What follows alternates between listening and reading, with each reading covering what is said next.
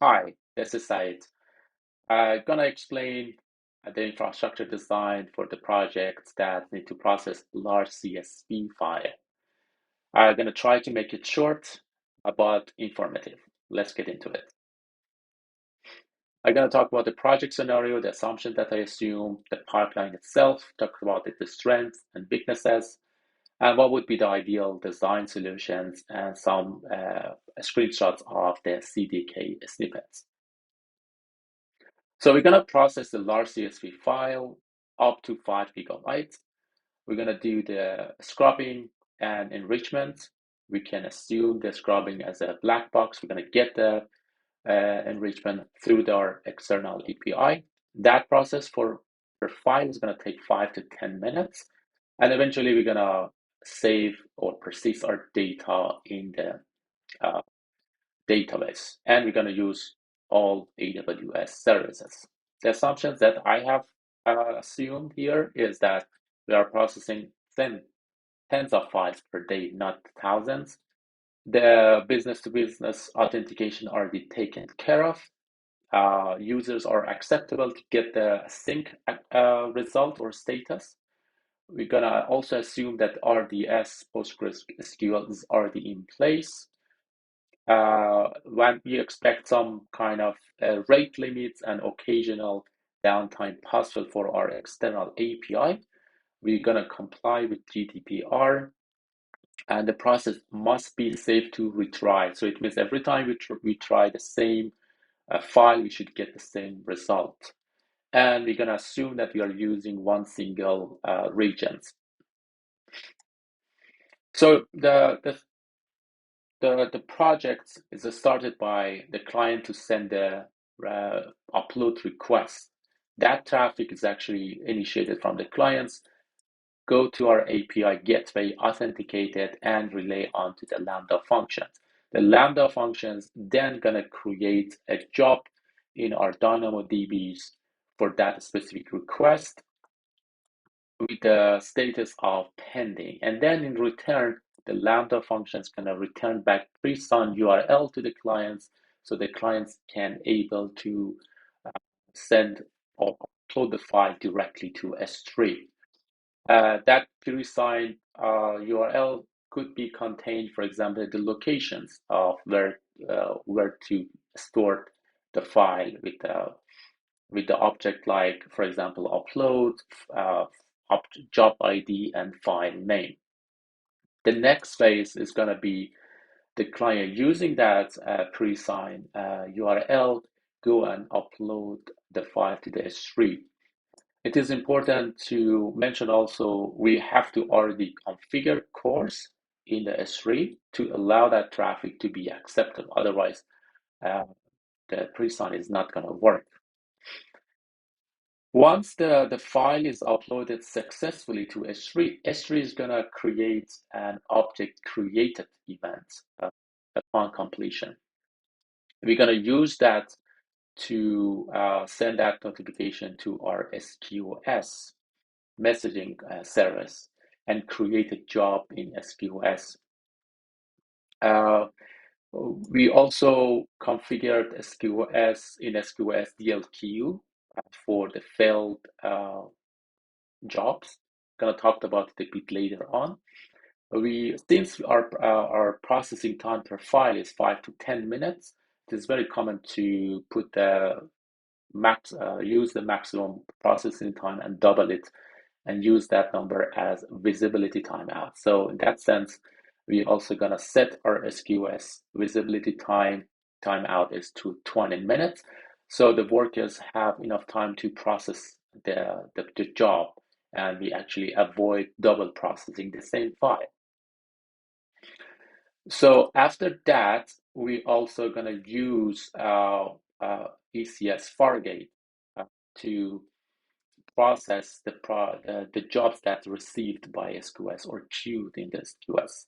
I have to also mention before getting further into the descriptions or explanations of this process, you could have used Lambda instead of the Fargate, because Lambda also the time limit is 15 minutes, kind of support our limitation of 5 to 10 minutes processing time per file. And also we can use the peripheral storage to Lambda up to 10 gigabytes. So technically we could have used Lambda instead of the Fargate, but it's the best practice to use double of the time limit. So since our file is going to take 5 to 10 minutes, so let's assume that maximum is 10 minutes, double of 10 minutes at 20 minutes is not going to acceptable or not supported by Lambda. That's why I decided to go with the Fargate. Fargate doesn't have that time limitations and also give us much more flexibility with the cost of bit complexity and also the cost. Anyway, so we have Fargate here, and we're going to use the SQS-based scaling, auto scaling opportunity in that sense that we're going to look at this value metrics, approximate number of messages not visible of the SQS to see how many jobs are waiting to be processed. Let's say if the value is 10, so we're going to scale up 10 ECS workers, and each of them is going to process and pick up the work and process. If there is no, if it's 0, the ECS is going to scale down to 0. It's also worth mentioning here that we're going to use the credentials from processing the files through secret manager. So there is nothing we're going to save in the image itself. The secrets, what I mean. So the process is going to be like this. The request, the file is uploaded on S3. That upon completion is going to trigger a notification to SQS. SQS is our worker is going to see that request coming to the SQS. Going to pick up. We're going to scale up the ECS, pick up that job. At the same time, upon starting up, the workers gonna go and update our DynamoDBs, find that record, and change the status from pending to the processing, and start basically processing the file. The credentials, as I mentioned, is coming from the secret managers. We're gonna use the scrubbing as a software that already in the container. We're gonna use the external API gateway to do the enrichment. That's going to happen in this pipeline here. And the ECS is basically going to download the entire 5 gigabytes to the inferior local storage of that container, do the scrubbing within the image itself, the application, and get the external enrichment from the external APIs and do the processing. Upon the completions or fail, in that sense, if the process is completed successfully, we're gonna update again. We're gonna update again the DynamoDBs from the status from processing to complete. We're also gonna store that completed file in RDS, and we're gonna remove the messaging from the that request message from the SQS. With the same fashion, we're going to do the cleanup basically. So we're going to go and either delete that raw data from S3, or depends on our policy, it's going to go to the 30-day life cycle. That's very common practice from the S3. So basically at this stage, we are writing RDS, updating our DynamoDBs, and also we're going to do cleanup our raw data. In a case that is the process failed, it's gonna try 3 times, retry here, the one that we have already configured. If it's failed, it's gonna go to DLQ. The DLQ, we already also configured our SQS.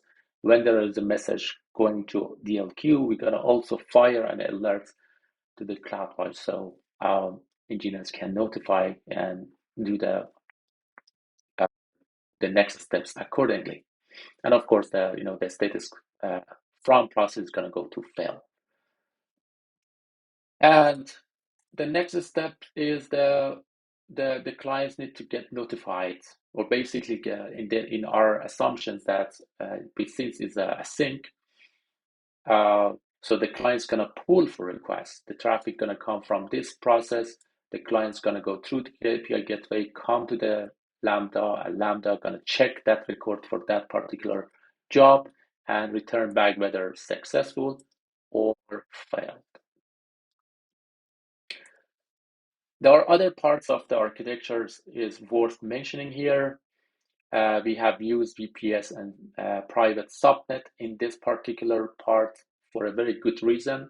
First of all, we are accessing our external API gateway using the NAT gateway here, and S3, SQS, and DynamoDB, which is part of the Amazon backbone, can be get access to our Fargate, vice versa, through using the VPC endpoint. But the important things here that this is private, so it means no public internet or access is possible. That is very a good strategy, architectural strategy for complying with our using the sensitive or processing sensitive data. We also, as a part of the GDPR, we have to have the raw data and process data encrypted, not only at rest, but also on transit. We can potentially could have used or used AWS managed keys on S3 to do that, but it's much more better in terms of auditing possibilities in the future to use customer managed keys for S3 encryptions while on transit and also at rest. Yeah, I did talked about it. There is no credentials baked into the images or even in the databases. The secret manager, we're going to use the secret manager's credentials. We also the RDS credentials, and everything is going to be an API gateway key. All of them is going to stored in the secret managers. Secret manager has a rotations features advantage over parameters store, so we can basically rotate the key for the RDS and some other parts. So it's much more compliance with our security. So what are the strengths and weaknesses? The the first strength is we have fully decoupled. That means that the processing and upload are independent. The client is not going to froze until the entire process completed, thanks to our messaging and the scale up and down of our EC workers.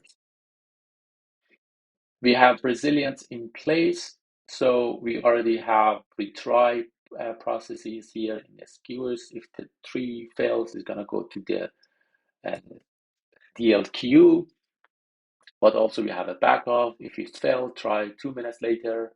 If it's failed, try 5 minutes later, and some sort. And also I did discuss that the process must be, if repeated and retry, must return back the same result. We talked about the scalability between SQS and Fargate. That's one of our advantage. So we are not we're only gonna scale out when there is a job need to be processed. As we discussed also, the sensitive data never gonna be exposed through our API gateway. That is very significant because in the to be compliant, if our sensitive data has gone through API gateways or accessible, that's gonna make us must to include that area of architecture also in the compliance scope. So it means that we have to have much more security in place, and we have to have the capacity to audit that area of architecture as well if anything goes sideways in the future. But since we don't have that sensitive data here, so only part that we need to be compliant with is actually, or actually this one. So that's also external API. That is very significant. So if the attacker basically compromise our API gateways, or Lambda functions or even DynamoDBs, they're only going to get some metadata and nothing more. Yeah, thanks to the scalability, auto scalability, we're only going to pay pay the services for active processing. We could have used EC2. That's going to put a lot of burden on maintenance, patches, and also they are never going to be scaled to zero unless we use load balancer. As you already start to noticing, there are lots of complexity comes in the picture. The next is least privilege IAM throughput. So in that sense that Lambda never able to access or write to the workers and vice versa, because each of them is basically separated and each of them only access part of the data and application. So that's, and we have used secret managers and KMS, all those sort for put the security or IAM throughput, the least privilege. What is the weakness? So we are not streaming the entire file. So basically, if the Fargate, when the Fargate pick up the work from the SQS, it need to download the entire 5 GB into the local containers storage, thermal for storage, and start processing. That for sure, uh, if you have 20, let's say workers is scaling up to 20, so it means we have 20 multiply 5 gigabyte storage, not to mention also memory. So there is a kind of like better way to use the streaming architecture. I'm gonna talk about that a bit further later. And then we have external API as a hard dependency. What that means, it means to some extent our architecture can cope with the downtime. If we have a downtime or external API for 5 minutes, since we have the retrial and backup here on the SQS, and in the sense that if the job doesn't process within that time frame, it's going to go to DLQU. So to some extent we are resilient, but if our external API gone for 2-3 hours, that's going to backfire us because DLQU is going to be full of the messaging and process jobs, and eventually our architecture or solution is going to crash.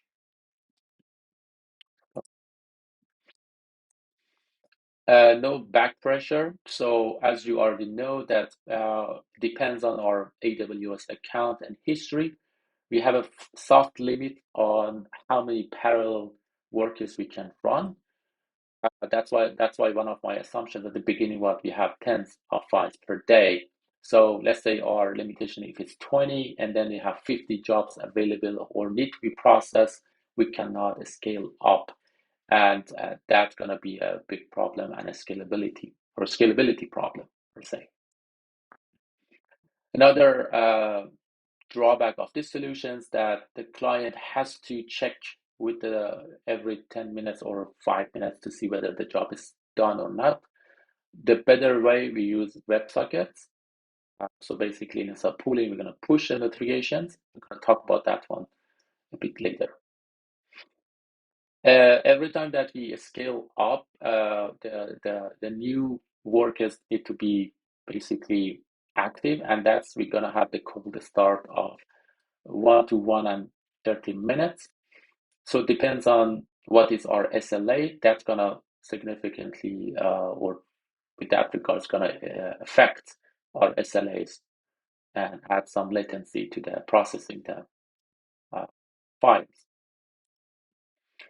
And I think as last but not least is the single region. So we are using only a single region. So if the entire region go offline, so the entire pipeline is actually not anymore available. So what would be the ideal solutions? Well, where we would have think or invest more to get the better solutions.